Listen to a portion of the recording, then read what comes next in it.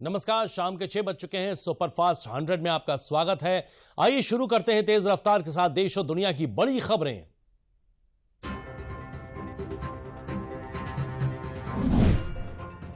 प्रधानमंत्री नरेंद्र मोदी ने वतन को जानो कार्यक्रम के तहत जम्मू कश्मीर के 250 छात्रों से की बातचीत। पीएम मोदी के इस पहल से जम्मू कश्मीर के लगभग सभी जिलों से वंचित पृष्ठभूमि के छात्रों से किया संवाद।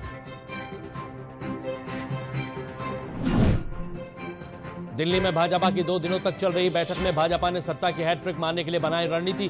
2 दिवसीय बैठक में पीएम मोदी ने संगठन के प्रमुख नेताओं से पार्टी का वोट प्रतिशत 10% बढ़ाने की दिशा में जुटने को कहा।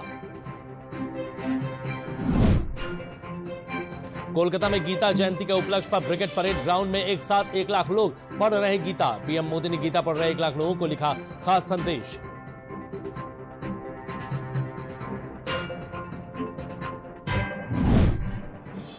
केंद्रीय खेल मंत्री अनुराग सिंह ठाकुर बेंगलुरु के नेताजी सुभाष दक्षिणी केंद्र में पुरुष छात्रावास का किया उद्घाटन के बाद खेल मंत्री ने बैडमिंटन और शूटिंग में भी हाथ आजमाया।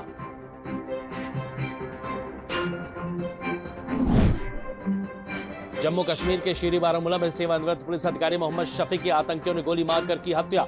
बारामूला में सेवानिवृत्त पुलिस अधिकारी मोहम्मद शफी का किया गया अंतिम संस्कार।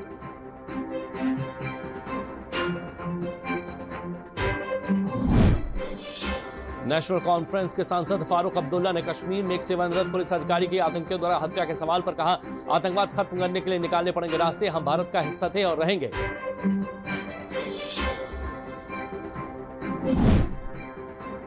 भारत के पहले सूर्य मिशन आदित्य L1 को लेकर इसरो प्रमुख एस सोमनाथ ने दी बड़ी अपडेट। आदित्य L1 को L.6 जनवरी 2024 को किया जाएगा इंस्टॉलेशन। इसमें क्या तय?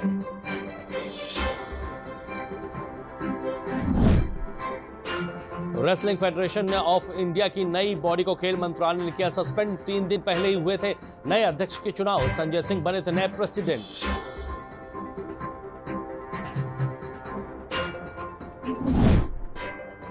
कुश्ती महासंघ की नवनिर्वाचित संस्था को निलंबित किए जाने पर बोले संजय सिंह, कहा मैं फ्लाइट में था, मुझे अभी तक कोई पत्र नहीं मिला है। पत्र देखने के बाद कुछ बता पाऊंगा।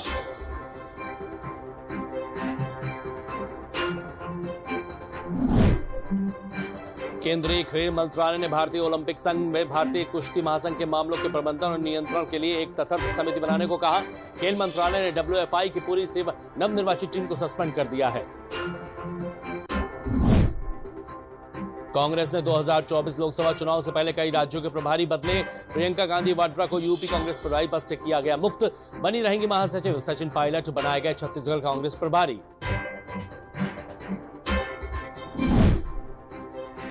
कांग्रेस में बड़े फेरबदल पर प्रतिक्रिया देते हुए बीजेपी के IT सेल के प्रमुख अमित मालवीय ने गांधी परिवार पर साधा निशाना।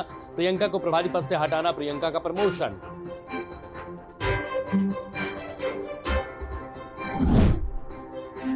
जम्मू कश्मीर में आतंकवादी हमले में 3 लोगों की मौत। सीमावर्ती जिलों पुंछ और राजौरी में बढ़ा तनाव। सरकार ने मृतकों के निकटतम परिजनों को मुआवजा और नौकरी देने की घोषणा।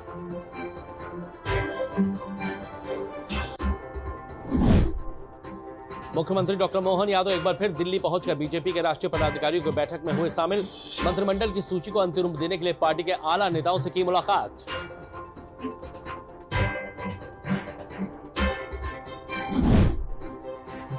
रामलला की प्राण प्रतिष्ठा के लिए शुभ मुहूर्त का समय हुआ तय। 22 जनवरी को दोपहर 12:29 से 12:30 तक होगा प्राण प्रतिष्ठा समारोह। प्राण प्रतिष्ठा के महज 84 सेकंड का है मुहूर्त।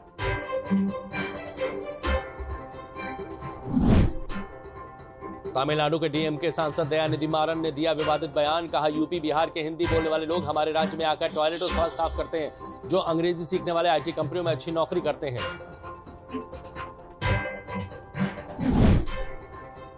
DMK सांसद दयानिधि मारन के बयान पर केंद्रीय मंत्री नित्यानंद राय का पलटवार। कहा, दयानिधि मारन का बयान बेहद आपत्तिजनक है। विपक्षी गठबंधन में शामिल बिहार की पार्टियों को इसकी निंदा करनी चाहिए।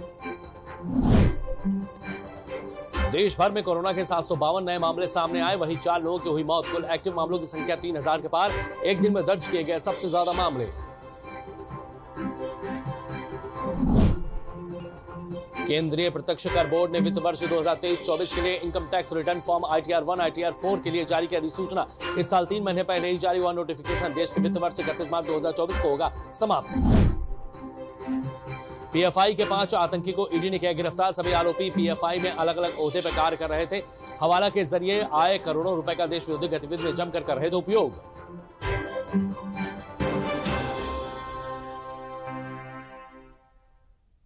तो देश की बड़ी खबरों के बाद अब नजर डालते हैं उत्तर प्रदेश की कुछ बड़ी खबरों की ओर।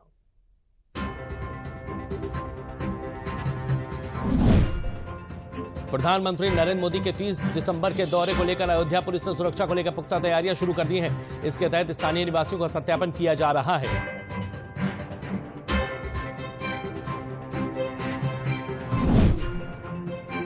उपराष्ट्रपति जगदीप धनखड़ ने आज ग्रेटर नोएडा में गौतम बुद्ध विश्वविद्यालय के दीक्षांत समारोह को किया संबोधित। कहा, देश में भ्रष्टाचार की नहीं कोई जगह। उन्होंने उत्तर प्रदेश को बताया निवेश के लिए सबसे उत्तम जगह।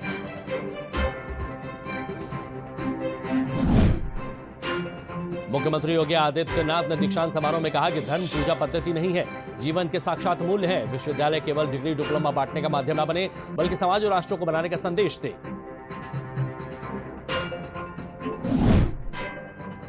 प्रधानमंत्री नरेंद्र मोदी के 30 दिसंबर के दौरे को लेकर अयोध्या में सुरक्षा व्यवस्था की तैयारियां पूरी। प्रधानमंत्री श्री राम एयरपोर्ट अयोध्या धाम रेलवे स्टेशन का करेंगे शुभारंभ।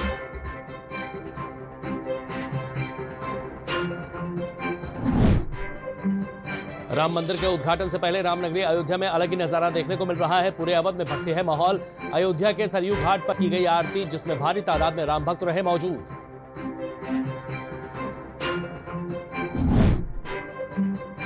अयोध्या राम मंदिर के भीतर में हो रही नक्काशी की तस्वीरें सामने आई हैं। इन तस्वीरों को देखकर आप भी भाव विभोर हो जाएंगे। नागर शैली में बन रहे भव्य राम मंदिर की भीतरी दीवारों पर भगवान शंकर समेत कई देवी देवताओं की तस्वीरों को उकेरा जा रहा है।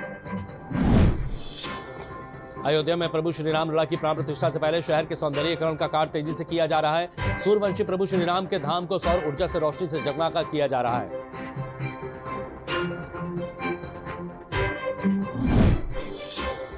अयोध्या में 22 जनवरी को प्राण प्रतिष्ठा समारोह को लेकर परिवहन निगम ने भी तैयारियां शुरू कर दी हैं। एसी बसों को फिट करवाया जा रहा है। डिमांड के अनुसार एसी बसें भेजी जाएंगी।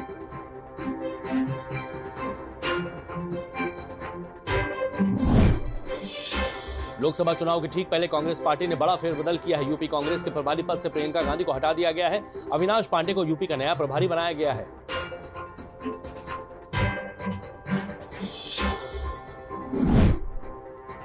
प्रदेश में कोरोना से निपटने की तैयारियां हुई तेज। उप मुख्यमंत्री ब्रजेश पाठक ने बाराबंकी में कहा कि प्रदेश में कोविड का नया सब वेरिएंट पूरी तरह से काबू में है। किसी भी अप्रिय स्थिति से निपटने के लिए स्वास्थ्य महकमा पूरी तरह से तैयार है।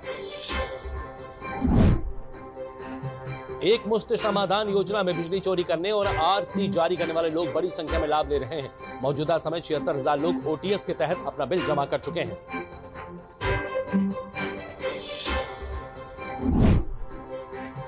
यूपी में बाढ़ से प्रभावित होने वाले 22 जिलों को लेकर योगी सरकार ने बड़ा ऐलान तैयार किया। इसके तहत घाघरा, सरयू, राप्ती और शारदा नदियों के बेसिन में बसे 2412 गांवों के लिए 804 इन्फ्लेटेबल बोट्स की खरीदी की जा रही है।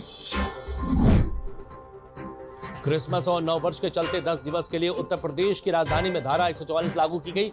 इस दौरान निर्देश दिए गए हैं कि होटल और बार मालिक क्षमता से ज्यादा लोगों को प्रवेश न दें।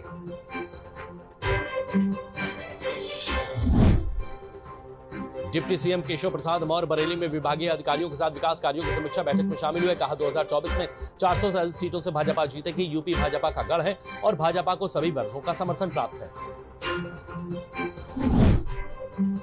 स्टाम्प उद्यमी बनाने की दिशा में देश में पहला प्रयोग यूपी ने किया है। स्टाम्प पंजीयन विभाग ने स्टाम्प को वेंडरों के दायरे से बाहर निकालकर पोस्ट ऑफिस तक पहुंचाने के बाद अब युवाओं को इससे जोड़ने की पहल की है।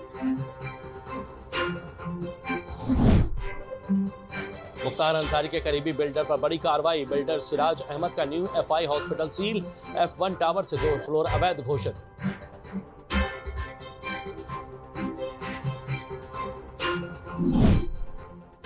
उत्तर प्रदेश के प्रयागराज में शीतलहर के कोहरे का प्रकोप छाया हुआ है। ठंड से बचने के लिए लोग अलाव का सहारा ले रहे हैं।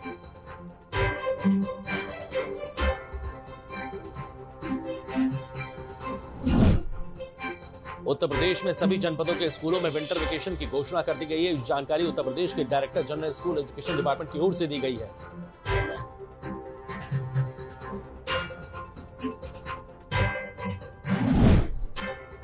लखनऊ के हजरतगंज में क्रिसमस डे सेलिब्रेशन को देखते हुए यातायात डायवर्जन लागू किया गया है। इसके चलते सोमवार दोपहर 3 बजे से देर रात कार्यक्रम समाप्त होने तक लागू रहेगा डायवर्जन।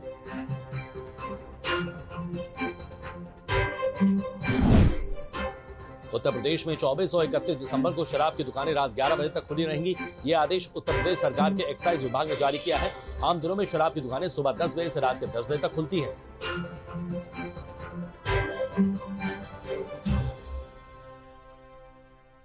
सुपरफास्ट 100 में अब देखते हैं देश के विभिन्न प्रदेशों की खास खबरें।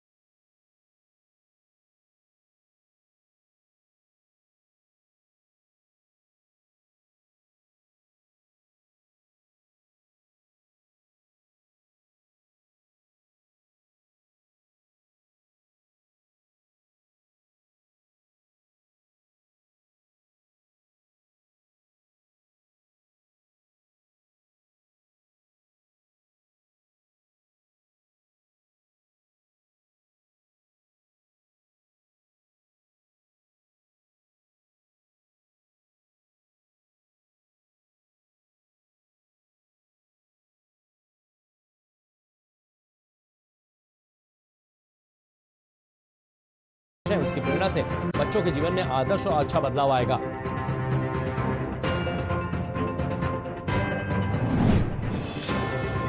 कर्नाटक में कांग्रेस में फेरबदल पर केंद्रीय मंत्री प्रहलाद जोशी ने कहा, राहुल गांधी और प्रियंका गांधी जहां भी प्रचार अभियान के लिए जाते हैं वहां कांग्रेस हार जाती है। जहां वे प्रभारी बनेंगे वहां कांग्रेस की हार ही होगी।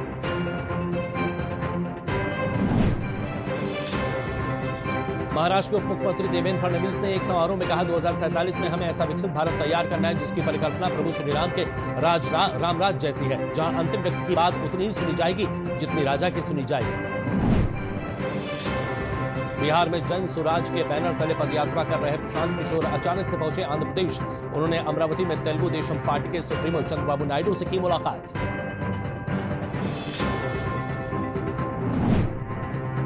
बिहार के पटना जिले के पालीगंज अनुमंडल में डीएसपी के निर्देश पर अवैध खनन को लेकर पुलिस ने की बड़ी कार्रवाई। पुलिस ने बालू लोडेड 34 वाहनों को किया जब्त। वाहन मालिकों पर लगा करीब 1 करोड़ रुपए का जुर्माना।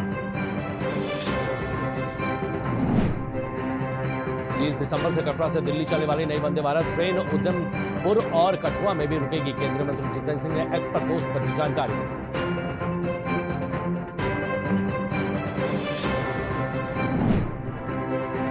गोवा के सांकरी में आयोजित हुआ आइडियाज फॉर द विजन विकसित भारत 2047 कार्यक्रम में शामिल हुए मुख्यमंत्री प्रमोद सावंत ने कहा, इस संकल्प में मदद से महिला शक्ति, युवा शक्ति, किसान शक्ति कल्याण के साथ हो रहा है देश का विकास।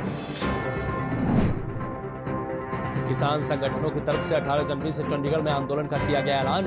किसान पंजाब में गिरते पानी के स्तर को 4 लेन बनाने का काम शुरू।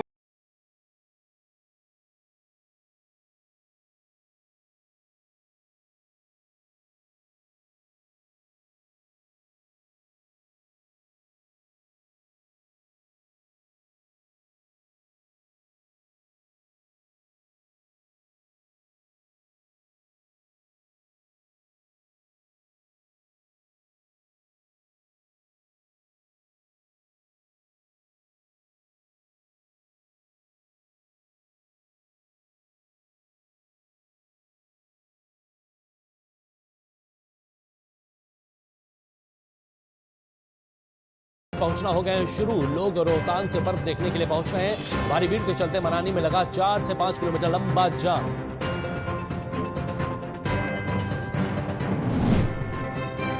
पंजाबी सिंगर सतविंदर बुग्गा हत्या के आरोप में घिरे। लंबे समय से भाई के साथ चल रहे जमीनी विवाद के झगड़े में भाभी की हुई मौत।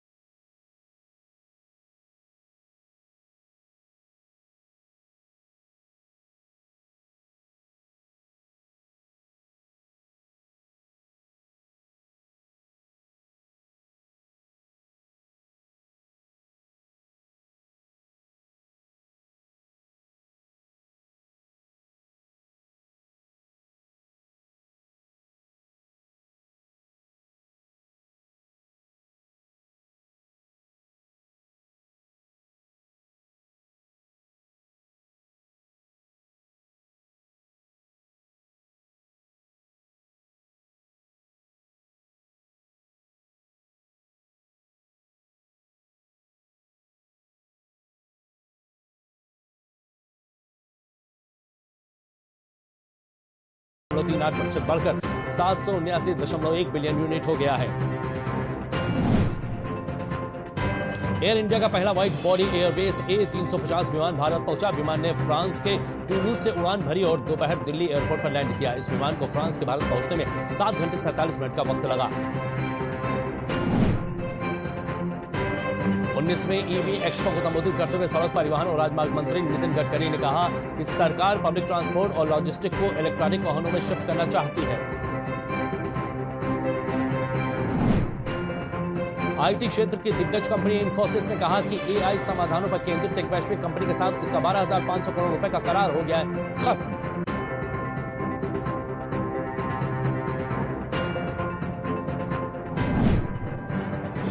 वेदांता की subsidiary company Bharat aluminium company limited को GST डिपार्टमेंट की तरफ से मिला नोटिस। कंपनी को कुल 84.70 करोड़ रुपए का भुगतान करना होगा। ओला इलेक्ट्रिक ने IPO के जरिए 5,500 करोड़ रुपए जुटाने की योजना बनाई। कंपनी ने IPO के लिए ड्राफ्ट रेड हेरिंग प्रोस्पेक्ट्स भी फाइल कर दिया है। इसमें 9.52 करोड़ शेयरों को OFS में शामिल किया गया। कंपनी का फाउंडर भावेश अग्रवाल करोड़ शेयर बेचेंगे। India Boolean and jewellers association IBGA की वेबसाइट के अनुसार इस हफ्ते सोने चांदी के दामों में तेजी देखने को मिली है। सोना 61,872 रुपए से बढ़कर 62,844 रुपए प्रति 10 ग्राम पहुंचा है और वहीं चांदी 73,674 से 918 पहुंची है।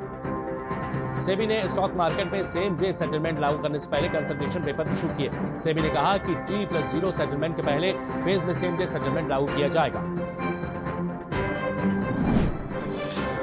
रूस के आम चुनाव में राष्ट्रपति पुतिन को चुनौती देने की तैयारी कर रही है टीवी पत्रकार से राजनेता बनी येकातेरिना दंतसोवा का नामांकन रद्द हो गया है। येकातेरिना के नामांकन में पाई गई है कुछ गलतियां। ईरान समर्थित हूती विद्रोहियों ने लाल सागर और एक और तेल ले जा रहे जहाज को बनाया निशाना। बता दें जहाज पर भारत के 25 क्रू सदस्य सवार थे जो पूरी तरह से सुरक्षित हैं।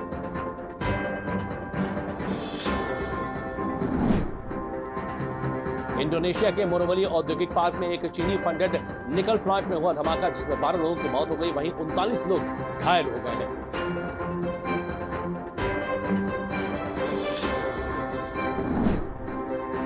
ताइवान में आज सुबह भूकंप के तेज झटके महसूस किए गए हैं। रिक्टर स्केल पर इनकी तीव्रता 6.3 महसूस की गई। फिलहाल झटकों में किसी के हताहत होने की सूचना नहीं है। भूकंप का केंद्र जमीन से 10 किलोमीटर नीचे रहा। चीनी अपनी हरकतों से बाज नहीं आ रहा है। एक बार फिर चीनी लड़ाकू विमानों ने ताइवान के मध्य रेखा को किया पार, जिसके चलते ताइवान में अलर्ट किया गया जारी।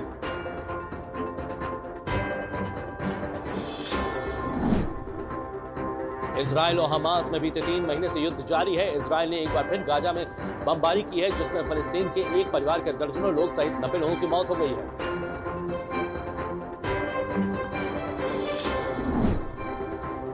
आतंकवाद निरोधक विभाग के अधिकारियों द्वारा बलोच के युवक की कथित हत्या के बाद बलोच कार्यकर्ताओं ने पाक सरकार को 3 दिन का अल्टीमेटम जारी करते हुए सभी प्रदर्शनकारियों की तत्काल रिहाई और उनके खिलाफ आरोपों को रद्द करने की मांग की है।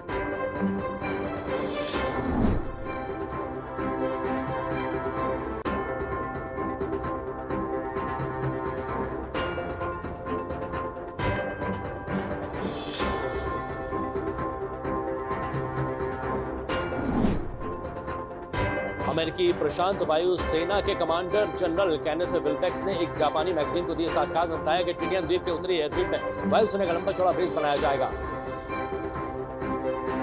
पाकिस्तान के बलूचिस्तान में लोगों का गुस्सा सरकार के ऊपर फूट रहा है। सरकार के खिलाफ प्रदर्शन की ऐसी भी चिंगारी भड़की है जिसके चलते बड़ी संख्या में महिलाएं और पुरुष सड़कों पर प्रदर्शन करते दिखाई दिए हैं। पाकिस्तान के पूर्व प्रधानमंत्री इमरान खान की याचिका सुप्रीम कोर्ट ने वापस लौटा दी है। बता दें इमरान खान ने तोशाखाना मामले में अपनी जेल की सजा रद्द करने की थी मांग।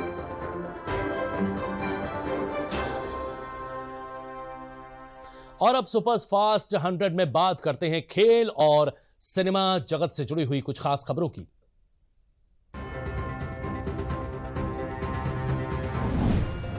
मुंबई में खेले गए एकमात्र टेस्ट मैच में भारतीय महिलाओं ने ऑस्ट्रेलिया को 8 विकेट से हराया। दूसरी पारी में भारत ने 2 विकेट गंवाकर हासिल किया 75 रन का लक्ष्य। भारत की ऑस्ट्रेलिया पर यह पहली टेस्ट जीत है।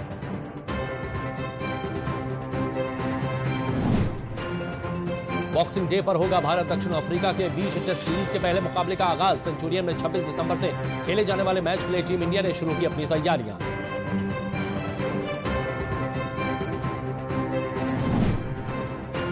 पाकिस्तान के बाएं हाथ के ऑर्थोडॉक्स स्पिनर नोमान अली एपिडिसाइटिस से कारण ऑस्ट्रेलिया के खिलाफ टेस्ट सीरीज से बाहर, पीसीबी ने जारी किया।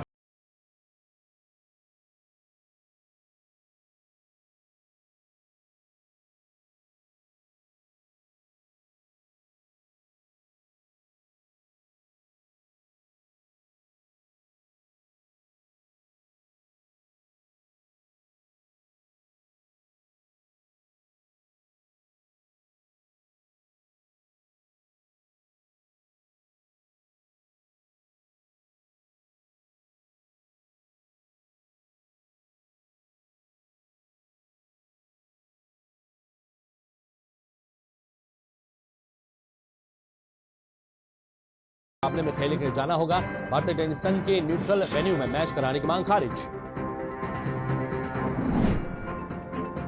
बिग बैश लीग 2023-24 के एक मैच में देखने को मिला दिलचस्प नजारा। मेलबर्न के स्टार्स ने खिलाड़ी हॉरिस रऊफ बिना पैड और ग्लव्स पहले मैदान में बैटिंग करने पहुंचे।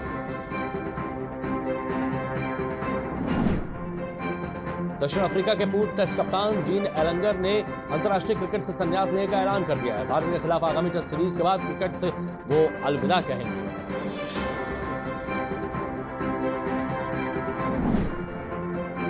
पाकिस्तान क्रिकेट बोर्ड ने आगामी अंडर 19 क्रिकेट विश्व कप 2024 के लिए टीम का किया ऐलान। 17 वर्षीय विकेटकीपर बल्लेबाज साद बेग बने कप्तान। अंडर 19 विश्व कप 19 जनवरी 2024 से दक्षिण अफ्रीका में होगा शुरू। चोट की वजह से टीम से बाहर चल रहे भारत के स्टार क्रिकेटर हार्दिक पांड्या जल्द ही कर सकते हैं मैदान में वापसी। हार्दिक जनवरी में शुरू हो रही भारत और अफगानिस्तान के बीच T20 सीरीज का बन सकते हैं हिस्सा।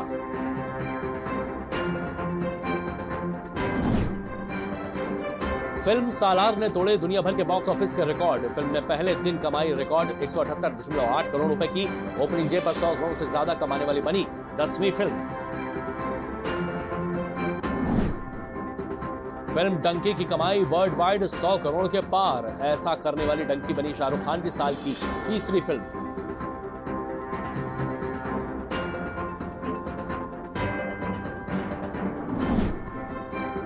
फिल्म एनिमल पर चली बांग्लादेश सेंसर की बोर्ड की कैंची। बांग्लादेश फिल्म सेंसर बोर्ड ने कहा जब तक कुछ वयस्क दृश्यों को नहीं हटाया जाता फिल्म रिलीज नहीं हो सकती।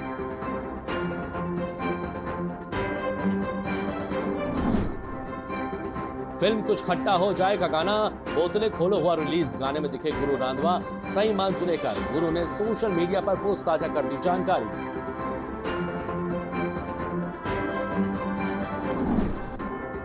एक्टर रवीना टंडन ने अपनी बेटी संग पूरी की 12 ज्योतिर्लिंगों की यात्रा की झलक इंस्टाग्राम पर शेयर की गई और साथ ही तेजी से वायरल भी हो रही हैं तस्वीरें।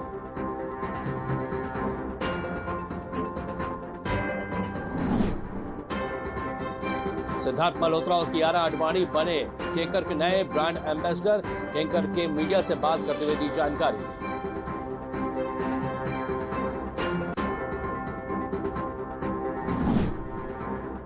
मद्रास हाई कोर्ट ने तमिल एक्टर मंसूर अली खान से डेफमेशन मामले में लगाया 1 लाख का जुर्माना। कोर्ट ने मानहानि का मुकदमा दायर करने की अनुमति देने से किया इनकार।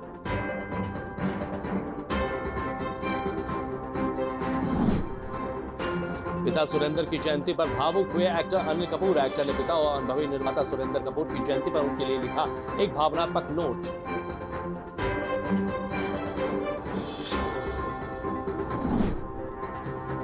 सुपरस्टार शाहरुख खान ने पिछले कुछ सालों में सिर्फ शोहरत की नहीं बल्कि खूब दौलत भी कमाई है। शाहरुख खान की नेटवर्थ पिछले 13 सालों में 5000 करोड़ रुपए बढ़ी है।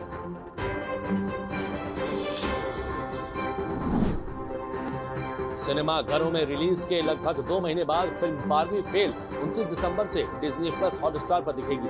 20 करोड़ के बजट से बनी फिल्म ने बॉक्स ऑफिस पर 53.54 करोड़ का किया था कलेक्शन।